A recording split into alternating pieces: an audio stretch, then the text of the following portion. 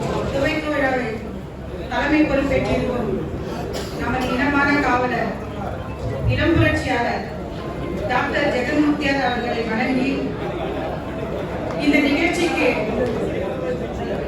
வந்திருக்கும் மாநில பொறுப்பாளர்கள், இயக்கத்தின் துணை செயலாளர்கள், மாநில செயலாளர்கள், முதன்மை செயலாளர், அணி பொறுப்பாளர்கள், மகளிர் அணியை சேர்ந்தவர்கள் மற்றும் மாவட்ட, நகர, ஒன்றிய, வட்ட கிளை பொறுப்பாளர் அனைவர்களுக்கும் நான் சார்ந்திருக்கும் மகளிர் அணி சார்பாக ஜெய்பீம் கலந்த வணக்கத்தை தெரிவித்துக் கொள்கிறேன். இன்றைக்கு 47ஆம் ஆண்டை நாம் எட்டியிருக்கிறோம். இந்த நேரத்திலே நம் நிறுவன தலைவர், இனமான காவலர் பூவை மூர்த்தியாருக்கு நாம் நன்றி கலந்த வணக்கத்தை தெரிவித்துக் கொள்ள வேண்டும். ஏனென்று கேட்டால், தமிழகத்திலே தாழ்த்தப்பட்ட, ஒடுக்கப்பட்ட, நசுக்கப்பட்ட மக்களுக்காக தமிழகத்திலே விடிவெளியாய் தோன்றி அண்ணல் அம்பேத்கருக்கு பிறகு ஒடுக்கப்பட்ட மக்களின் உரிமைக்குள்ளாய் தோன்றிய நம் தலைவர் பூவை மூர்த்தியார் அவர்களுக்கு நாம் வணக்கத்தை தெரிவித்துக் கொள்ள வேண்டும். அவருடைய காலகட்டத்திலே அவர் நடைமுறைப்படுத்திய கட்டமைப்புகள் தமிழகத்திலே பெரும் சலசலப்பை ஏற்படுத்தியது என்று அனைவருக்கும் தெரியும்.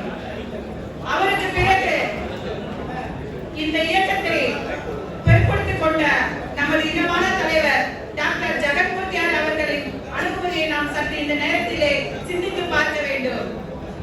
சட்டசபையிலே தனித்தொகுதியிலே ஜெயித்த 44 எம்எல்ஏக்கள் இருந்த போதிலும் தாழ்த்தப்பட்ட, நசுக்கப்பட்ட மக்களுக்காக தனி ஒருவராய் களத்திலே இறங்கி சட்டசபையிலே குரல் கொடுத்துக் கொண்டிருக்கும் நமது சபாநாயகர் போல நமது தலைவர் அவர்களை சற்று நீங்கள் நினைவு கூற வேண்டும்.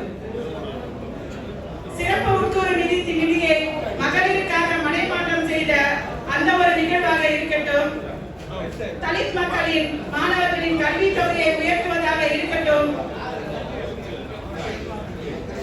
மருத்துவக் கல்லூரி மாணவியின் கொலையாக இருக்கட்டும், தமிழகத்திலே நடந்து கொண்டிருக்கும் அத்தனை வன்முறைகளிலே தட்டி கேட்கும் ஒரே தலைவராக நம்ம தலைவர் திகழ்ந்து கொண்டிருக்கிறார். அத்தனை பேரும் சட்டசபையிலே வாய்மூடி மௌனியாக அமர்ந்திருந்த போதிலும் சபாநாயகர் அமருங்கள் நேரம் முடிந்துவிட்டது என்று சொன்னாலும் அவற்றை பொருட்படுத்தாமல் என்ன சொல்ல வேண்டுமோ அதை அங்கே சொல்லிவிட்டு தான் அமருவார் நமது தலைவர் இளம் புரட்சியாளர். அங்கே அனைவரும் நேரம் முடிந்துவிட்டது, நீங்கள் அமருங்கள் என்று சொன்னால் தான் என்ன சொல்ல வேண்டும், இந்த மக்களுக்காக என்ன செய்ய வேண்டும் என்று நினைத்துக் கொண்டு வந்தாரோ அதை செய்து முடித்துவிட்டு தான் அந்த சட்டசபையிலிருந்து வெளியே வருவார் நமது தன்மான தலைவர் இளம் புரட்சியாளர் என்று கூறிக்கொள்வதிலே நாம் பெருமை கொள்கிறோம். நான் இருக்கும் வட சென்னையிலே கோரமண்டல் என்று ஒரு தொழிற்சாலை இருக்கிறது. அங்கு விஷவாயு கசிந்து அங்கு பொதுமக்களுக்கு பாதிப்பு ஏற்பட்ட பொழுது அந்த மக்களோடு இங்கே வந்து நான் தலைவரிடத்திலே அந்த நிகழ்வை கூறினேன். தலைவரே, எங்க ஊர்ல இந்த மாதிரி இருக்கிறது. நான் அப்ப கூட நான் வந்து சொல்லும் போது நான் சொல்லணும்ன்றதுக்காக வந்து நான் சொன்னேன். ஆனா தலைவர் அது 44 ஏதோ ஒரு விடுமுறையா இருந்தது சட்டசபைக்கு. அதுக்கு அடுத்ததான் முதல்ல சட்டசபையில் போனவனும் முதல்ல இந்த நிகழ்ச்சியை அங்க சட்டசபையில எடுத்து சொல்லி அந்த மக்களுக்கு அங்க என்ன பிரச்சனையை உடனே சரி செய்யணும்னு சொன்னவர் நம்ம தலைவர் ஜெகன்மூர்த்தியார். அப்போ எங்க சென்னையில வந்து எனக்கு ரொம்ப பெருமையா இருந்தது. ஏன்னா சென்னையில புரட்சி பாரதம் ஒரு விஷயத்த சொன்னா அதை உடனே செய்து முடிப்பாங்கன்னு உணர்த்தியது எனக்கு ரொம்ப வந்து பெருமையா இருந்தது. இங்க சென்னையில நான் தலைநிமிர்ந்து நான் நடக்கிறேன். மகளிர் ஒரு பெண்ணா இருந்தாலும் யார் நடத்துற நிகழ்ச்சியா இருந்தாலும் அந்த நிகழ்ச்சிக்கு என்ன கூப்பிடுறாங்க.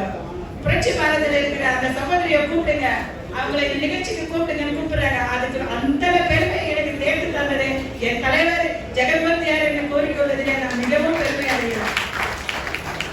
என்னால முடியுமா? எனக்கு எதுவுமே தெரியாது. நான் இந்த இயக்கத்துல சேரும் போது எனக்கு எதுவுமே தெரியாது. எனக்கு இந்த வேலைலாம் தெரியுமா? நான் போய் பேசுவேனா, நான் போய் ஒரு போலீஸ்காரங்கிட்ட பேசுவேனா, ஒரு அதிகாரிகிட்ட பேசுவேன், எனக்கு எதுவுமே தெரியாது. ஆனா அன்னைக்கு தலைவர் சொன்னாரு, என்னால முடியுமா, நீ செய்யணும், நீ வந்து இந்த எடுத்திருக்கிற பொறுப்பை எடுத்து இந்த மகளிருக்கு என்னென்ன செய்யணும், இந்த மக்களுக்கு என்னென்ன செய்யணும், உனக்கு கொடுத்த பொறுப்புல இருந்து நீ வேலை செய்யணும். அன்னைக்கு மட்டும் தான் சொன்னாரு. அதுக்கப்புறம் இது வரைக்கும் தலைவர் ஒரு முறை கூட என்கிட்ட நீ இந்த வேலை செய்ய அந்த வேலை செய்ய சொன்னதே இல்லை. ஆனா சொன்னதுனால எனக்கு என்னுடைய பொறுப்பினவோ அதை உணர்ந்து இன்னைக்கு வரைக்கும் நான் வேலை செஞ்சிருக்கேன். நம்ம கட்சியோட இந்த ஆண்டு விழால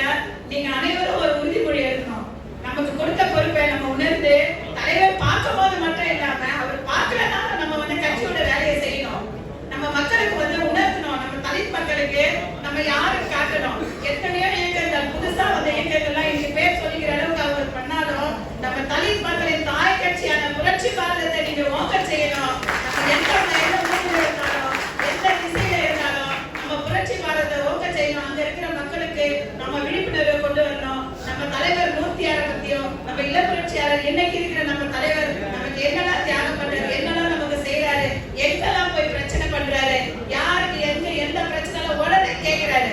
யாரை பத்தி அவர் கவலைப்படுறது இல்ல. நீ என்னன்னா படிக்கலாம், நீ என்னன்னா கேஸ் போடுக்கலாம், நான் கேட்க வேண்டியதை கேட்பேன்.